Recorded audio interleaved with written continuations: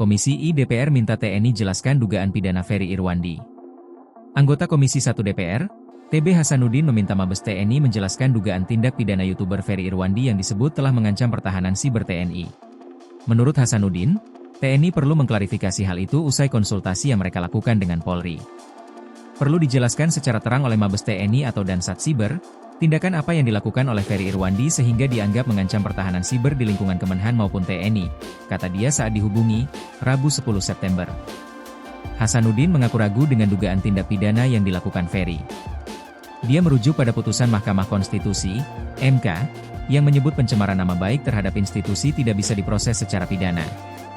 Putusan MK sudah tegas menyatakan, pencemaran nama baik hanya bisa diproses hukum pidana apabila ditujukan kepada orang perorangan, bukan institusi, ujar Purnawirawan TNI Bintang 2 itu. Komandan Satuan Siber Mabes TNI, Brigjen Juwinta Ombo Sembiring sebelumnya mengaku menemukan dugaan tindak pidana yang dilakukan Ferry Irwandi. Temuan itu, menurut Juwinta, berdasarkan hasil patroli siber yang kemudian dikonsultasikan ke Polda Metro Jaya pada Senin 8 September. 4 komandan personel TNI hadir pada kesempatan itu. Mereka yakni Dan Siber TNI Brigjen Juwinta Ombo Sembiring, dan Puspom Maijen TNI Yusri Nuryanto, Kapuspen TNI Brigjen TNI, Mar, Freddy Ardianzah, dan Kababinkum TNI Laksda Farid Maruf.